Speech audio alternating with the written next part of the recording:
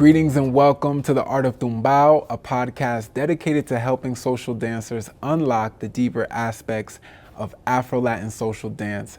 My name is Musa with Social Dance Mastery, and I'm so excited about this episode because in this episode, we're really going to talk about how to embody the authentic movement of a lot of these Afro-Latin social dances.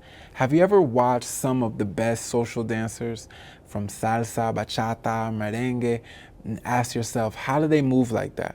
How do they make it seem so graceful, so elegant, so effortless? Or have you ever struggled with your own movement expression on how to feel more natural, how to have more confidence in your movement, or what to do with your arms, or how not to look down at your feet? If any of this sounds familiar, then this is exactly what we're going to talk about. You see, a lot of these dances, a lot of these Afro-Latin dances, they carry a specific movement aesthetic. And sometimes it's not always easy to grasp, especially for social dancers who are not familiar with the music or who don't come from the cultural background. There can be a learning curve to really embodying the authentic movement that comes from these dances. But the important thing to know is that it's totally possible. It's totally possible to train and condition our bodies in order to connect more with the authentic movement expression of a lot of these Afro-Latin social dances like salsa, bachata, merengue, son, samba. All of these dances hold what I call an essential movement concept called the Afro-Latin Gait. And this is exactly what we're going to get into in this episode.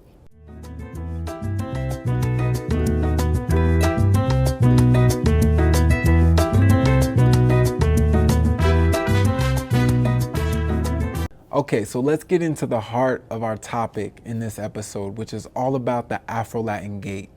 Why is the Afro-Latin Gait so essential for Afro-Latin social dancers? That's the question that we want to ask. And to put it simply, the Afro-Latin Gait is all about how our body moves, but the specific way that our body moves, its configuration, its mechanics, its movement structure. And if you really look at a lot of these Afro-Latin dances across the spectrum, from salsa to cumbia to samba, you can see that they have a shared movement aesthetic that gives these dances their authentic look and feel. The standard way of teaching a lot of these Afro-Latin dances really focuses on steps, combinations, patterns, and choreography. And although this is great, not a lot of time, not a lot of investment is put into movement aesthetic and how to move within the rhythms and how to connect to the authentic movements of a lot of these Afro-Latin social dances. And that's what we're going for when we're talking about the Afro-Latin Gait. We're looking to how we can embody the authenticity of movement within these dances. And as a movement coach, as an instructor of these dances, I see this all the time because when people come to these dances for the first time, it's harder to see the nuances of movement. To really get into some of the deeper aspects of movement, that's how you're going to condition and shift and transform your body into the movement aesthetics that these dances come from.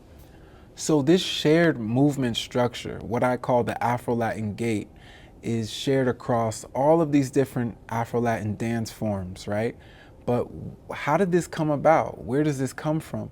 Well, this comes from the deep history of cultural fusion that is inherent within all of these Afro-Latin dance forms. The cultural fusion between African movement aesthetics and European movement aesthetics primarily. And this is what creates the main essence of the Afro-Latin Gait, which is called contrary body motion. Contrary body motion is actually the thing that someone sees when they look at these dances that makes it look unique, it makes it look different, and it's what gives it its particular flow, its particular flavor. It's the contrast and the interweaving of opposing movement aesthetics.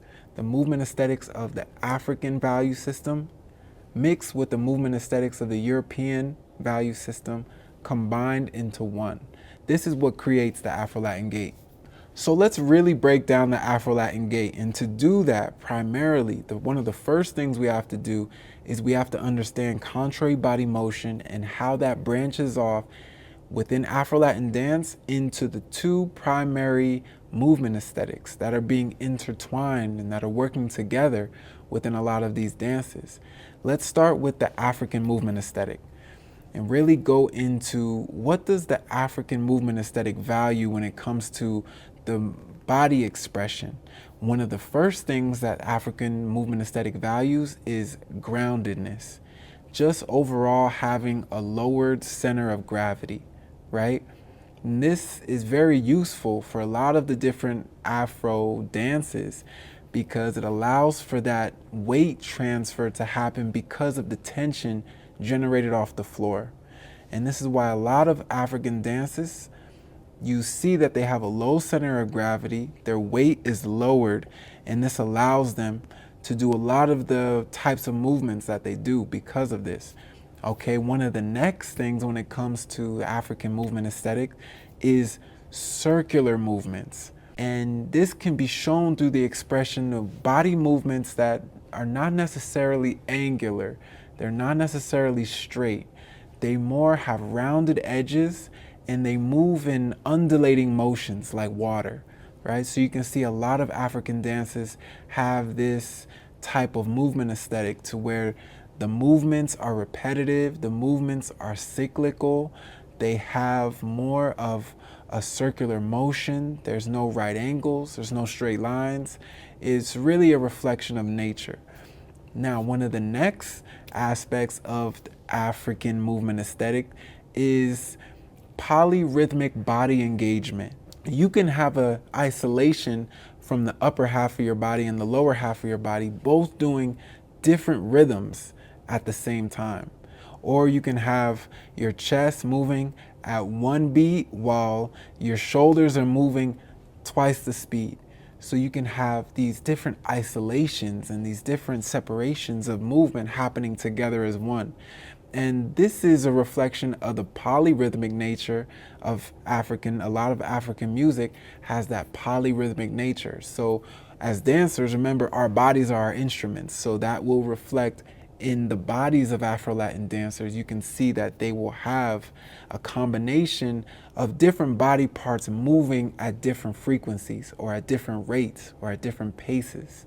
And here's one of the last African movement aesthetic concepts is improvisation. And creative improvisation is very important to African movement aesthetics. The ability to not be set into a structure, not be set into a form necessarily, the ability to be inspired, to have movement flow through you, to express inspired movement.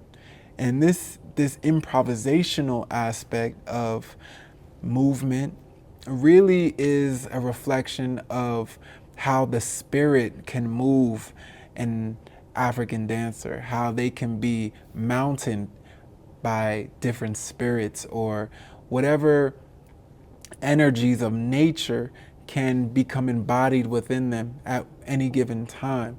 This improvisational aspect is very important to African movement aesthetics. So now let's get into the European movement aesthetics and what some of the European movement aesthetics value when it comes to our body expression. Well, one of the first things is posture.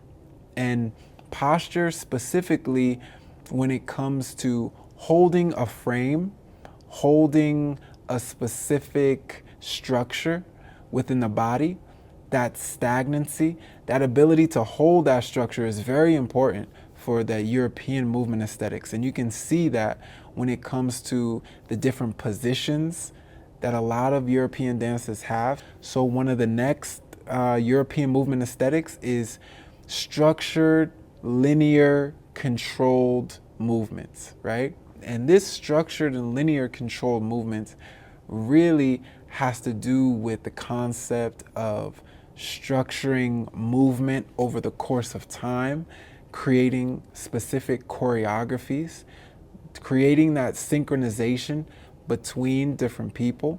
Another European movement aesthetic has to do with a raised center of gravity. And if you look at a lot of European dance expressions, you can see it's almost as if something is rising within their body expression. The gravity is heightened, the gravity is lifting, the gravity is rising. And you can see this in a lot of different European dances, a lot of different structured approaches to movement. You can see this. And then the next thing is the aesthetic emphasis on elegance and frame. We talked about this in posture. Posture and frame is so important when it comes to a lot of the European movement aesthetics. So with these contrasting movement aesthetics, you would think that they would collide, right? You would think that they would compete within the body, but instead, they don't cancel each other out. They merge into one. It's almost like a hybrid form of movement. And this is what gives Afro-Latin dancing its signature look and feel. This is the contrary body motion that is at play when we talk about a lot of these different Afro-Latin dances. So when you watch a skilled salsa dancer, for example, you see this concept in action right away. Their lower body stays engaged with the floor, carries a lot of the tension and the energy, the footwork, the grounded weight shifting. This is the African influence from the hips down, right?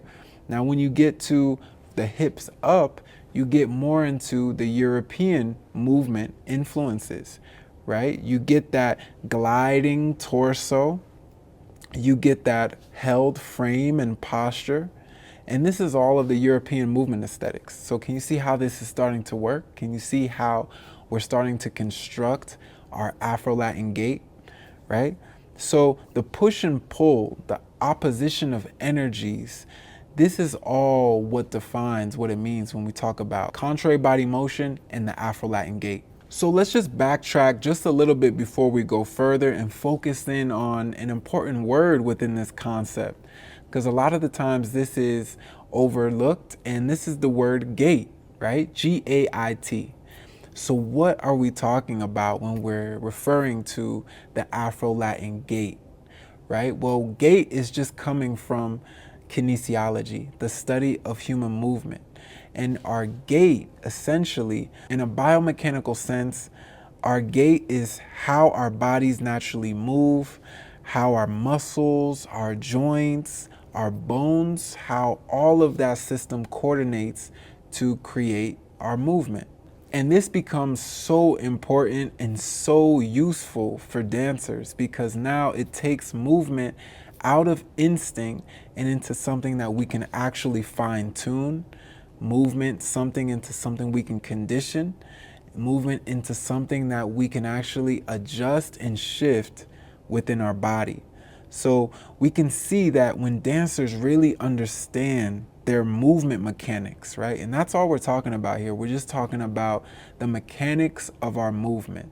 When dancers, social dancers specifically, Afro-Latin social dancers, when they can really understand these mechanics, then they can really start to align their body to the natural aesthetics of a lot of these dances. They can do this rather than forcing the movements. They can do this rather than pushing movements out where they don't necessarily feel natural. When you understand mechanics, that gives you a deeper level of embodying movement in a way that can really bring us to that authentic expression that a lot of these dances have to offer. If you've ever taught any of these Afro-Latin social dances, you will notice right away the learning curve that exists within these dances, especially for people who are not used to the rhythms and these movements. And this is primarily because of the standardized method of how Afro-Latin dancing has been taught. A lot of the times, people come right in and they learn steps.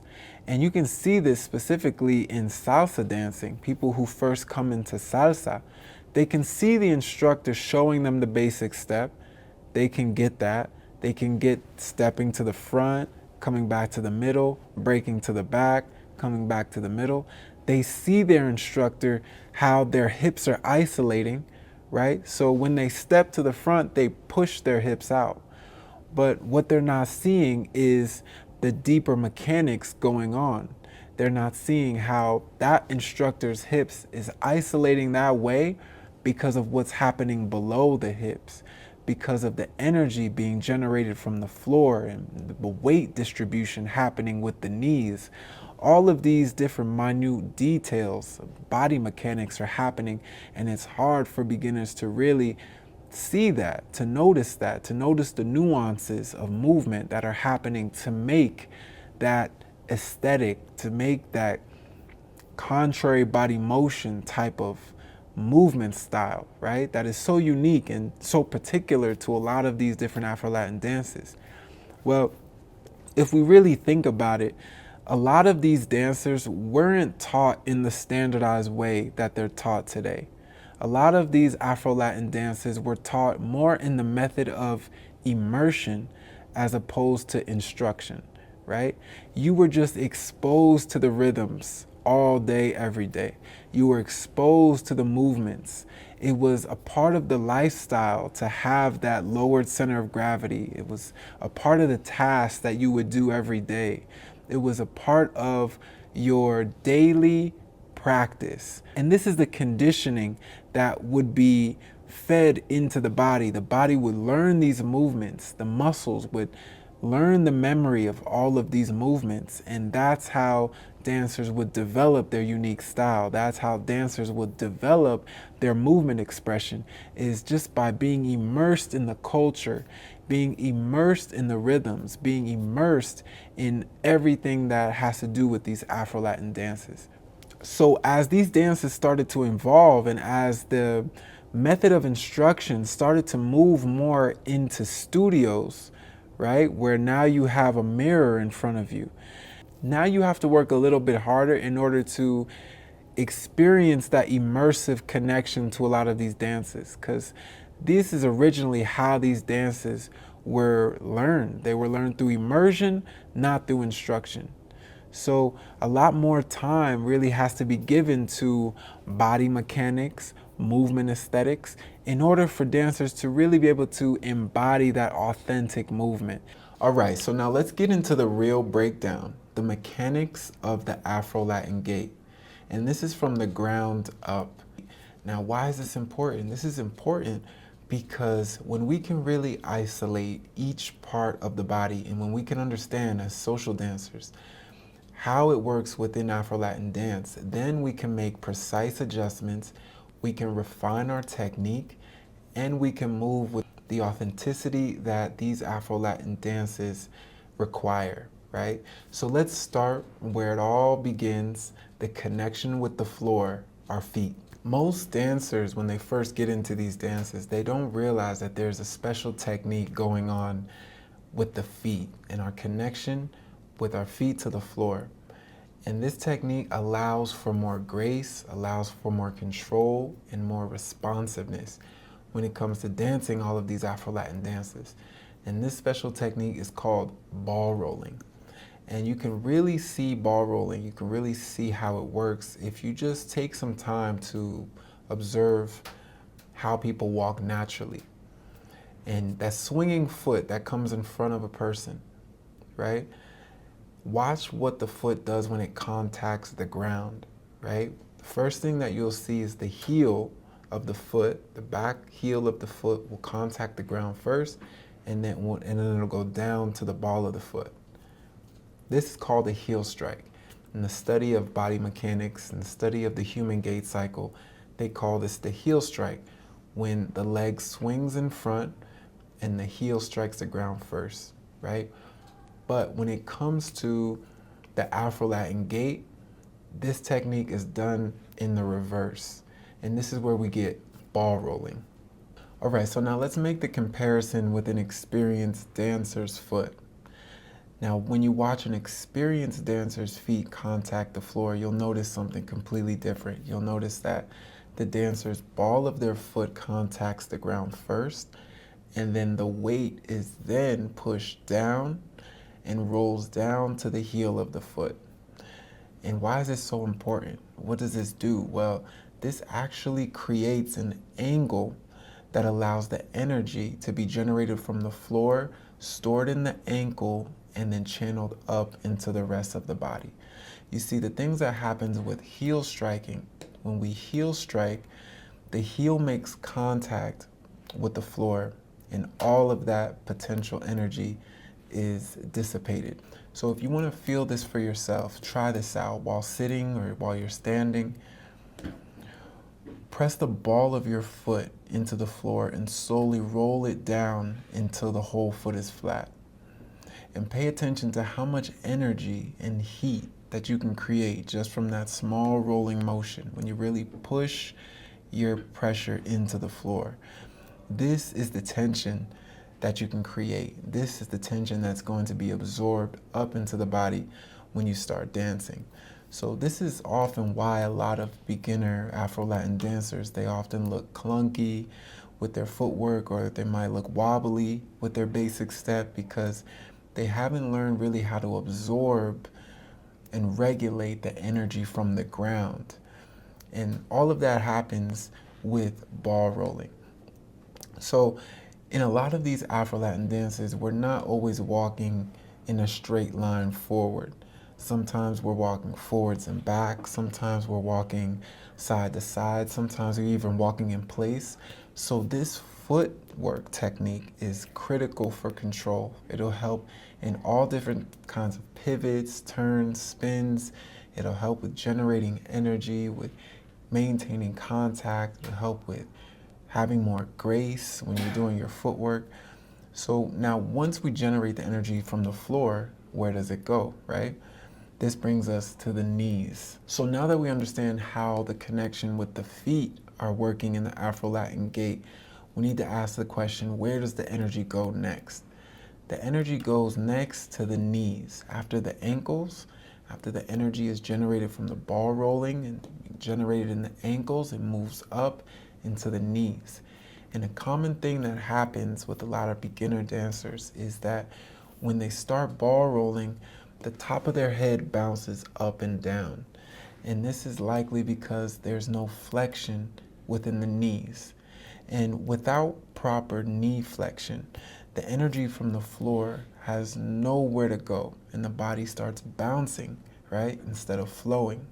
So here's the key with the knees. The knees must be bent and engaged at all times, right? One of the common mistakes with the knees is to have locked knees. This locked knees doesn't allow the absorption of the energy from the ground to move up into the rest of the body. So when the knees are bent, when the knees are flexed and engaged, this allows the body to absorb the movement smoothly instead of looking stiff. It keeps the center of gravity low as well when you bend the knees, which is essential for the lower half of the Afro-Latin gait. And it also regulates tension that is being generated from the feet. So without the flexion of the knees, you're really going to have a stiff Afro-Latin gait. Once you start bending the knees and creating more of that connection to the earth, lowering your center of gravity, which the knees allows you to do. It allows you to lower your center of gravity. Then you'll start to feel the flow balance out as you generate that tension from the feet and ball rolling. Okay, so now let's get into the hips, because the hips are the next place that the energy flows after the knees. And a lot of beginner dancers who get into Afro-Latin dancing, they get confused by the hips a lot because they try to force the hip isolation. And the biggest misconception is to understand that the hips don't initiate movement. The hips respond to the energy and the tension from the feet and the knees. And just understanding that concept will give you a better idea on how to move your hips more naturally when it comes to a lot of these Afro-Latin dances.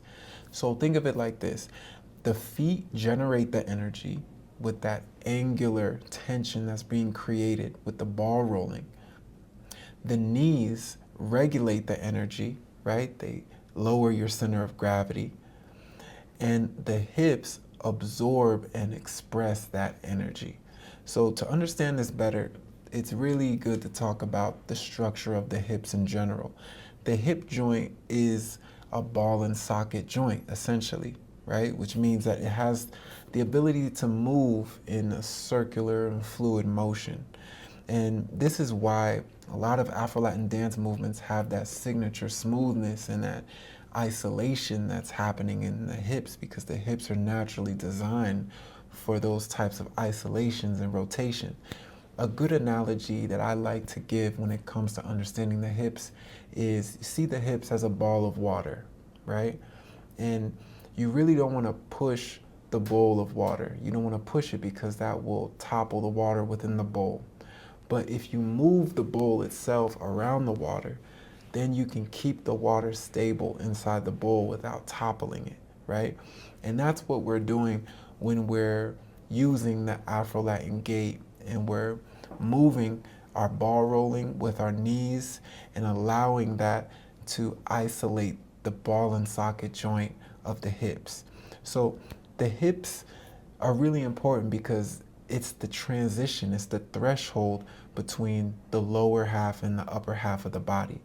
And you can see that when you really are doing this technique correctly, the hips move naturally by themselves. They respond to the energy that you're putting into your feet and your knees. The hips also serve as the foundation for the torso and the shoulders and the chest and the head. The hip is going to be that foundational plane that all of the upper body is going to rest upon. So this is why the hips are so important. So now that we understand the hips, let's go and cross that threshold of the middle part of the body up into the upper part of the body. So now that we've gone over the hips, we have passed the threshold of the African movement aesthetics, and now we're entering into more of the European movement aesthetics of our Afro-Latin gait. And the next place that this energy goes is the torso.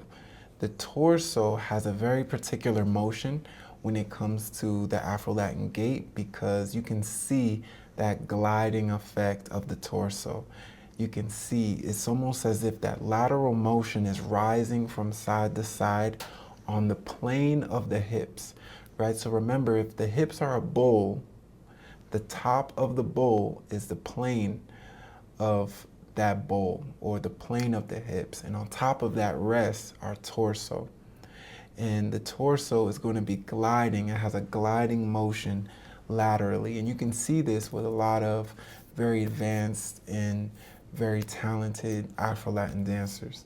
You can see the upper body is rising while the lower body is staying grounded, right? There's more structure and articulation that happens in the spine as the spine is elongated to create that frame and posture. But the contrast between the torso and the hips is very evident, and you can see that isolation that's happening. It's a clear contrast and isolation that's happening with the groundedness of the hips down compared to the more expressive, flowing, gliding energy happening from the hips up, especially when it comes to the torso. Okay, so now that we're moving up into our body, we're moving from the torso up into our chest. Our chest is being elongated from our upper spine that's being elongated. Remember that elongation is happening because of the rising nature of the European movement aesthetic on the upper half of the body. And after we move from the torso and the chest, we get into the last parts of our Afro-Latin gait, which is the arms, the hands, and the head. And it's just important to remember that once we cross the threshold of the lower African movement aesthetics into the upper movement aesthetics, a lot of the upper movement aesthetics are happening as a response to the lower movement aesthetics. So you can say that the lower movement aesthetics are more active, and when it crosses that threshold of the hips, it becomes more and more passive in a way, in the sense that you're really getting more into the responding to what's happening. So everything in the arms and the shoulders and the hands and the head are responding to what's going on in the torso and the chest, and how the spine is swaying naturally and gliding along that lateral plane, right? So when we get into the arms, the hands, and the head, we see a lot more of our frame coming out. And frame, remember, is an important aspect of the European movement aesthetic. When it comes to frame, we can see how we hold our posture. We can see the lead frame and the follow frame and how we're holding our hands.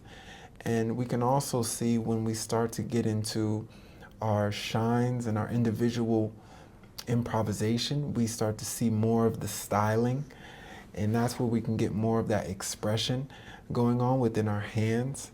But a lot of things is happening with the shoulders and the arms and the head as well, is maintaining a certain kind of frame and allowing that frame to be gliding and rising on top of the plane of the hips. So this really completes what we might call the Afro-Latin Gait. From the ground up, we can see how all of these aspects are coming together. Now that we've broken down the body part by body part, how each piece interacts with each other, right? This all creates a unified movement system. This unified movement system is what we're talking about when we say the Afro-Latin Gait.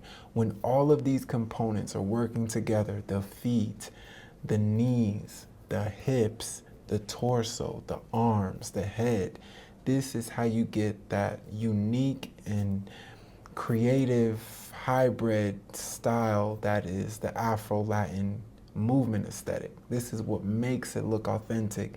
This is what gives it its flavor, its flow, and its grace.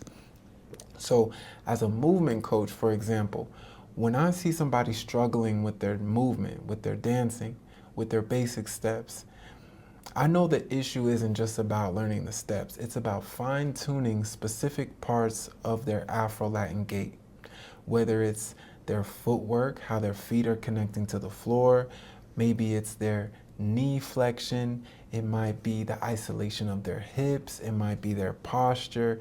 Each of these elements plays an important role in creating that fluidity and that authentic movement that makes all of these Afro-Latin dances so powerful and dynamic.